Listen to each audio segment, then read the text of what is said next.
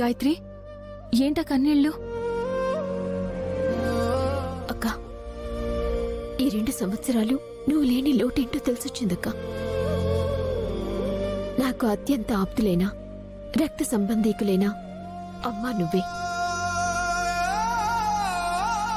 కాని ఆ రోజు ఆ బ్లాస్ట్ లో అమ్మ దూరమైంది. అమ్మలా చూసుకుని నువ్వు కూడా నన్ను వదిలి వెళ్ళిపోయావని చాలా బాధపడ్డాను. కానీ ఆ దేవుడి దయ వల్ల నువ్వు మళ్ళీ తిరిగొచ్చావు. గాయత్రి, ఇప్పుడు అవన్నీ తలుచుకుని ఎందుకు బాధపడ్డాం? మంచి కార్యం చేసుకుని వచ్చావు కదా. సంతోషంగా ఉండక పాతవన్నీ గుర్తు చేసుకుని ఎందుకు ఇలా ఎమోషనల్ అవుతున్నావు? అది కదక్కా, నీ నుంచి నేనొక మాట తీసుకుందామని వచ్చాను. ఏంటా మాట? ఇప్పుడు అవన్నీ ఎందుకు గాయత్రి? లేదక్కా, నువ్వు నాకు మాట ఇవ్వాల్సిందే. దేని గురించి మాట ఇవ్వాలి? అక్క, ఇక మీదట ఎలాంటి పరిస్థితి ఎదురొచ్చినా, ఏది ఏమైనా సరే, నువ్వు నా నుంచి, ఈ ఇంటి నుంచి దూరంగా వెళ్ళనని నువ్వు నాకు మాట ఇవ్వక్క.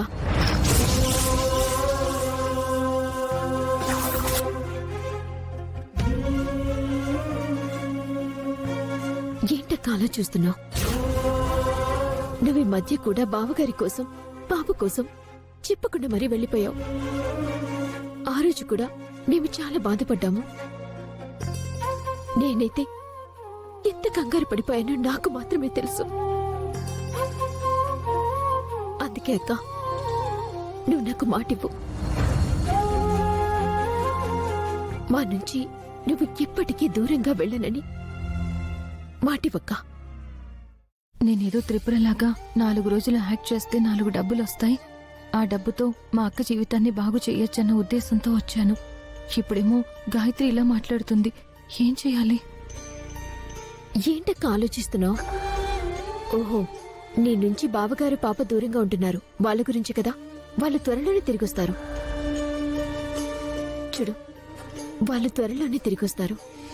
వాళ్ళు రాగానే నీ జీవితం కూడా చాలా బాగుంటుంది.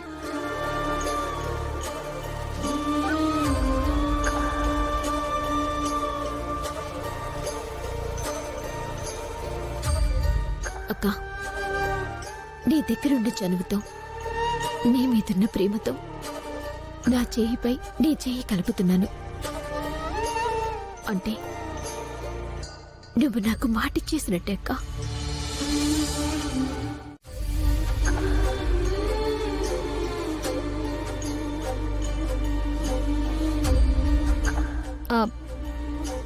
ఎందుకు గాయత్రి ఎంత ఎమోషనల్ అవుతున్నావు? ఏం లేదక్క, నాకు అమ్మ గుర్తొచ్చింది.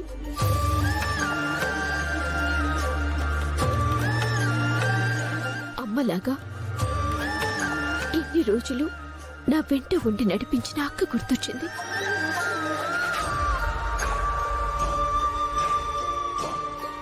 ఈ చిన్న మాట తీసుకుంటేనన్నా నువ్వు భవిష్యత్తులో నా నుంచి దూరంగా వెళ్ళవని ఒక చిన్న నమ్మకంతో ఇలా వచ్చాను. గాయత్రి, నువ్వు ఆనందపడే ప్రతిదీ జరుగుతుంది.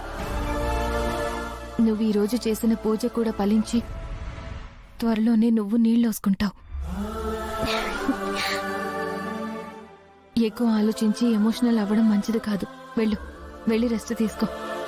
సరేగా.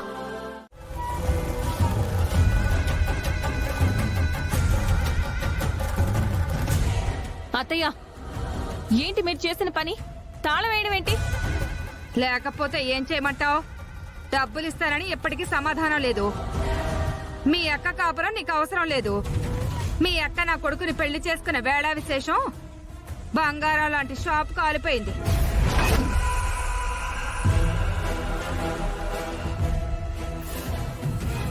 మీ అక్క జాతకం అలాంటిది.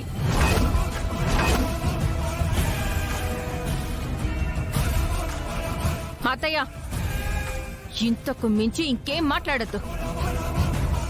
మీ డబ్బుల పని మీదే ఉన్నాను.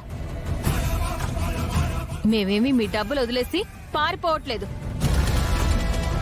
అయినా మా అక్క కాపురం కన్నా నాకేది ఎక్కువ కాదు. మరి అలాంటి దానివి ఇన్ని రోజులు ఏమైపోయావు? చూడండి, సత్య డబ్బుల కోసమే కష్టపడుతుంది. మీరు అలా చేయడం తప్పు, పాపం. ఆ తాళం ఇచ్చేయండి. ఏయ్ నువ్వు ఆగు. మధ్యలో నువ్వేంటి? చూడు సత్య, డబ్బులు ఎప్పుడు ఇస్తావో చెప్పు. లేదులే, నువ్వు చెప్పడం కన్నా నేనే నీకు ఒక డేట్ ఇవ్వడం కరెక్ట్ గా ఈ రోజుకి వారం రోజుల్లో గుర్తుపెట్టుకో. డబ్బు నా చేతికి వస్తే సరి, లేకపోతే మీ అక్కకి నా కొడుక్కి విడాకులు ఇస్తాను.